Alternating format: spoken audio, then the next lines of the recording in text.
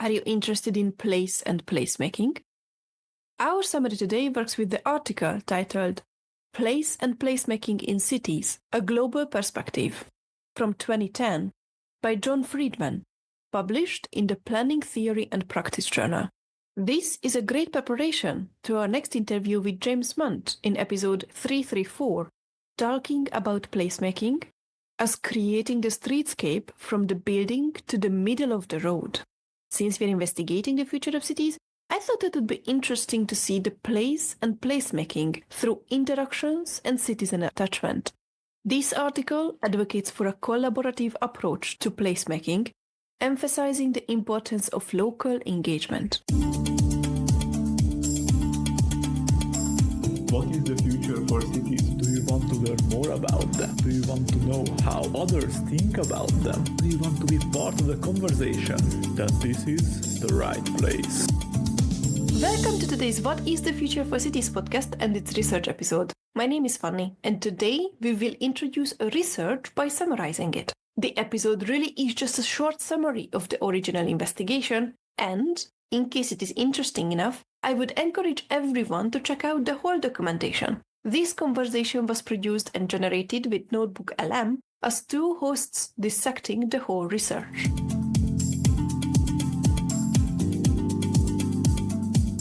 Have you ever felt that pull from a certain spot in your city? A feeling that goes way beyond just knowing the address. Maybe it's that little park where you always seem to see the same faces, or that one quirky bookstore you can just spend hours in. Yeah, I know exactly what you mean. Today, we're diving deep into what transforms mere urban space into a real place. Those hubs of community that feel so vital, especially with everything changing so fast in our cities. It's a really fascinating question, isn't it? And one that I think often gets lost when we talk about urban development. We tend to focus so much on the physical stuff, the new buildings, the infrastructure. Like a concrete and steel. Exactly. And we sometimes overlook those less tangible things, those crucial connections that really weave our neighborhoods together and make them feel like home. Exactly. And that's why we've been exploring John Friedmann's work, Place and Placemaking in Cities, a global perspective. It's about getting a deeper understanding of the soul of our cities, you could say. And Friedmann gives us a really valuable framework for thinking about this.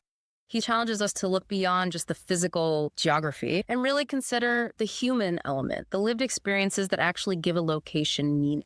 Before we dive into the specifics, it's probably worth noting something Friedmann points out. Okay. While this whole idea of place has become a big area of study since maybe the 1990s. Right, across different fields. Yeah, social sciences, geography. He notes that a lot of the research has really centered on cities in, well, the Atlantic region, Europe and North America mostly. And his work deliberately tries to broaden that perspective, looking much more towards the rapidly growing cities in Asia, Africa, and Latin America. Which is so important because our understanding shouldn't just be based on London or New York. Exactly, especially with the incredible pace of urbanization happening elsewhere, with totally unique cultural contexts. How people interact with their city in Taipei is different from how they do in Lagos or Rio. That makes perfect sense. What is a place, really? How does Friedmann define it? He gives us a really useful starting point. He defines a place as small, three-dimensional urban space. Small scale, okay. Yeah, small scale, and crucially, one that holds deep value for its inhabitants. So it's not just the physical space. Not at all. The key takeaway here is that a real place isn't just bricks and mortar. It's infused with the heart and soul of its people.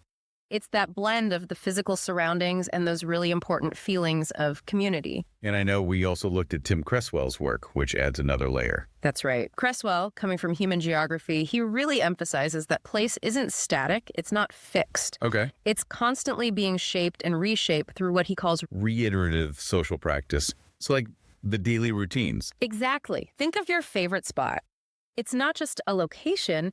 It's constantly being influenced by the everyday things that happen there, the interactions, the habits. Okay. He sees a place as an unstable stage for performance, almost like an ongoing event that's marked by openness and change, rather than something rigid.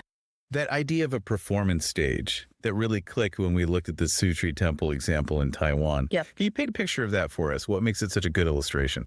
So imagine a typical Saturday morning. This is in Shanxia, a bustling town just outside Taipei. Right. The air is just alive. You've got Hundreds of motor scooters zipping through the streets, vendors shouting, market stalls packed with fresh produce, seafood, everything imaginable. Sounds intense. It is. And right in the middle of all this vibrant chaos stands the Suso Temple. And it's not tucked away. It's right in the thick of it. Friedman's description highlights this incredible mix of activities that we might normally think of as the secular and the sacred. Like what? People are there offering prayers. You can smell the incense. But at the same time, there might be a sound truck parked outside, blaring promotions for a local election. Huh. Kids are playing games, neighbors are stopping to chat, catching up on gossip. It's this constant ebb and flow of daily life happening right in and around the temple grounds. So like the community's pulse is right there. And that connects back to Cresswell's idea then. Places being animated by these repeated social practices. Precisely. The religious rituals, the everyday shopping, even the local politics, it's all happening in the same space. Wow. The temple isn't just a building, it's the stage, like Cresswell says, for these recurring social interactions.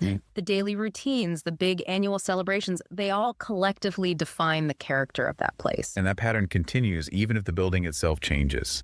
That's what Friedmann notes. The temple's been rebuilt multiple times over centuries, it's had ongoing renovations, but that fundamental pattern of social life, that performance of community, persists. That's what shapes and sustains the place. Fascinating. Beyond this dynamic social aspect, Friedmann also lays out some specific criteria for what makes a place. The first one was small scale. Yes, exactly. He argues that these authentic places are typically pedestrian-friendly. They're built on a human scale. Which encourages Those spontaneous, unplanned encounters. Chatting with a shopkeeper, bumping into a neighbor on the street. It allows connections to form easily, organically. which is so different from, say, driving through miles of sprawl. Totally different. It contrasts sharply with the isolating effect of these large car-dependent areas. Or those massive impersonal spaces like a giant shopping mall. You're surrounded by people, but you don't feel any real connection. Precisely. Which leads right into his second criterion. A place must be inhabited. Lived in. Yeah. Which naturally leads this ongoing process where residents shape and transform things. Physically, maybe someone paints a mural or a community garden pops up in an empty lot. And socially, too, as people interact, build relationships, maybe argue, resolve conflicts, all over time. This is what distinguishes these genuine places from what Mark Auger famously called non-places. Oh, yes, the non-places. Airports, big chain hotels. Exactly. Those generic hotels or sprawling shopping centers Friedmann also mentions, they often lack a distinct soul, as James Howard Kunstler might put it too. They're transient spaces, not really shaped by the long-term presence and shared history of a stable community. Small scale. Yeah. Inhabited. And the third crucial element is that a place must be cherished. This sounds like the emotional core. This is where that deep value, that emotional bond, that sense of belonging really comes into play. And when does that become most obvious? Often when the neighborhood faces some kind of threat. Maybe proposed demolitions, like we'll discuss later, or even just significant changes in who lives there. That's when you see that attachment surface. People rally together. Yes. Neighbors organize to protect their community, or they make an effort to welcome and integrate newcomers. Friedmann even suggests that the sheer number and variety of local volunteer groups in a neighborhood can be like a tangible indicator of this deep-rooted place attachment. That makes a lot of sense. If you really care about your neighborhood, you invest your time, your energy. You show up. You mentioned another really interesting concept that builds on this, centering. What's that about? Yeah, this idea comes from the anthropologist Stéphane Fouctwang. He suggests that for places to really come alive and hold meaning, they often need one or more centers. Centers, like physical spots. Can be physical, maybe symbolic spaces. Places that encourage people to encounter each other, to gather. Think back to the Suso Temple. Oh, that's clearly a center for its neighborhood. It's the focal point, isn't it? Where all those different threads of community life seem to converge. Feuchtwang describes placemaking as fundamentally involving gathering, centering, and linking. He contrasts these centered places, which are built on familiarity, shared experiences, trust, with the modern obsession with progress. How does he see progress? He calls it a kind of vanishing point. Always focus on the future, always moving forward, potentially overlooking the vital importance of these grounded local connections. So these centers create a strong sense of belonging. Friedmann calls it interiority or identity. Yes, but crucially, they're not closed off or insular. They remain open to the wider world, and so they're constantly evolving. They provide an anchor, but they're still dynamic. Exactly. They provide that core sense of identity, but they're subject to change. And it's really interesting to compare this idea of centering with Randolph Hester's concept of sacred spaces. These are the places within a community that hold such deep significance. Cultural or personal significance, yeah. That they really should be preserved in any planning decisions. Hester argues these aren't always grand monuments. They can be buildings, outdoor areas, even specific landscapes that really embody the everyday life patterns and rituals of a community. So they're integral to the collective identity. Deeply integral. People identify with them profoundly. He uses the example of Mantir, that historic fishing village in North Carolina. Right. And the sacred places there weren't necessarily churches or historic homes. They were often quite humble, everyday spots, a particular fishing dock, a beloved local diner people gathered at. It's fascinating that these places, which are so vital, are often the ones locals might just take for granted. Totally. They're just woven into the fabric of daily life, almost invisible until they're threatened. But Hester really emphasizes the practical value of actually identifying and mapping these sacred places for urban planning. How's it practical? It takes these often vague ideas like quality of life, and makes them concrete, tangible factors you can actually consider in development decisions. He even said, I think, that if you could only make one map of a community to guide decisions, it would be the sacred places map. Yes, because it gives the most crucial insights into what truly matters to the people who live there. Whether we call them centers or sacred spaces, these focal points are clearly fundamental for nurturing that vital sense of place. But what happens when these places are lost? That brings us to the really difficult side of this. The erasure of place displacement. Indeed. And Friedmann is very direct about this. He describes the erasure of established places as a fundamentally violent act. Violent. That's strong language. It is, but he argues it's accurate because it inevitably severs established human relationships. It dismantles the social networks that hold a community together. It's far more than just tearing down buildings. It's ripping apart the social fabric. And the example he uses from Beijing, the Hutong demolitions, that really drives this point home, doesn't it? It's a truly stark illustration. Can you imagine waking up one morning and seeing a huge character painted on your wall, AZE? And you've got weeks, maybe just days, to leave the place you've lived for decades. It's horrifying to think about. Where your family has history, where your whole social world is based. Between 1998 and the run-up to the 2008 Olympics, hundreds of thousands of residents were officially displaced from these old alleyway neighborhoods in the heart of Beijing. Hundreds of thousands. The scale is just staggering. It is. And for those people, the loss was so much more than just their physical homes. They lost the familiar faces, the intimate streets they knew like the back of their hand, the lifetime of social connections. And the new places they were moved to. Often modern apartment blocks on the city's periphery. But these places frequently lacked the social infrastructure, the sense of community they'd known. People felt isolated, surrounded by strangers, cut off from the rhythms of their old lives. And Friedmann makes it clear this isn't just a Beijing story. This happened all over. He connects it to Jane Jacobs' work on urban renewal, destroying vibrant neighborhoods in the U.S. Peter Maris's research on rehousing in Lagos, Nigeria, just devastating social consequences, shattering livelihoods, breaking up families. Janice Pullman's studies on favela evictions. Mindy Fullylove's concept of root shock, describing the trauma for displaced African-American communities. It's a recurring, deeply troubling pattern. Sometimes older areas do need upgrading, but Friedmann's point is that this kind of wholesale erasure. It's a human decision. Yes, with immense, often ignored human costs. Loss of cherished neighborhoods, loss of that sense of place, loss of identity. And he points out how we use these seemingly neutral terms. Like slum clearance. Or gentrification, redevelopment. They mask what is, for the people affected, a profoundly disruptive and often painful process. And the media often focuses on the shiny new buildings. Exactly. Celebrations of globalization, symbols of progress, while the human stories, the lives uprooted, get pushed aside. It's almost like some academic views, like Nigel Thrift's, kind of lean into that, suggesting place isn't as important anymore.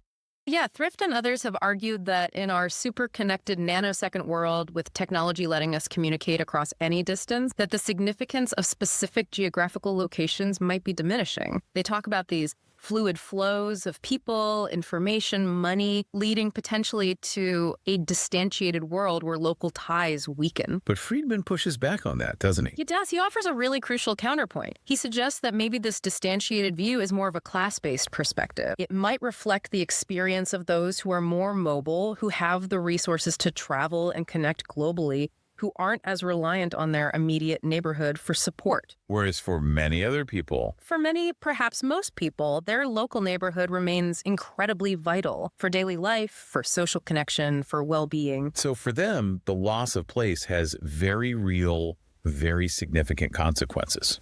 Which brings us, thankfully, to the critical importance of placemaking. Communities taking action. And some really inspiring examples of how people are actively shaping and sustaining the places they call home. Yes, because after highlighting all that potential for loss, Friedmann really argues for actively reclaiming and rehumanizing our urban neighborhoods. He does. He makes that powerful statement. Making places is everyone's job. I love that. It's such a contrast to that purely top-down, bureaucratic planning approach. He emphasizes how vital it is for planners, for policymakers to actually engage with residents, to listen to them, acknowledge their right to the city, their local knowledge. Because historically, most vibrant neighborhoods didn't come from a master plan, did they? Usually, no. They grew organically from people living their lives, interacting daily, shaping their surroundings over time. And the focus really needs to be on the needs of ordinary people. Sometimes it's the small things. Better sanitation, a safe playground, paving a rough street. Yeah. These seemingly small improvements can have a huge impact on daily life and that sense of belonging. So where are the examples of this working? You mentioned Japan. Japan has this long-standing tradition of neighborhood associations, shunaikai. They're known for strong community bonds. Very strong. And while they haven't always had huge formal political power, Friedmann highlights the Kobe earthquake. What happened then? When the central government systems were overwhelmed, these well-organized neighborhood associations were absolutely crucial in the initial recovery efforts. They just stepped up. And that experience helped fuel the Makizukuri movement, which is all about citizen participation in local governance. Now there's even legislation supporting NPOs involved in this. It shows how local initiative can really drive change. So it sounds like there's no single magic formula for placemaking. No, Friedmann concludes there isn't. It's always deeply tied to the specific cultural context, the history of the place. But there's a common thread. A common, crucial thread seems to be the role of government not necessarily controlling everything, but providing support, resources, enabling these autonomous neighborhood-led initiatives to flourish. We've really journeyed through quite a bit. We've seen how a place is so much more than just a physical spot. It's actively created, continually sustained by the people who live there. Through their daily interactions, the shared spaces they value, that whole sense of community. And we've also looked at the darker side, the devastating impact when these vital places are lost through displacement. Yeah, that was tough, but important. But then we also saw the hopeful potential when communities are actually empowered to participate in shaping their own places. The placemaking initiatives, yes. And as Friedmann suggests, really understanding these dynamics, it helps you, our listener, see your own neighborhood differently, right? To look at it with fresh eyes, appreciate the often unseen forces shaping its character, Yeah. and maybe even think about your own role. Yeah, your own role in shaping its future. So here's a final thought to maybe chew on. In a world that seems so focused on speed, efficiency, global connections, how do we make sure that these small, vital, local places in our cities don't get forgotten? That's a big question. And how can we actively contribute to nurturing them, helping them renew themselves? What is the future for cities podcast?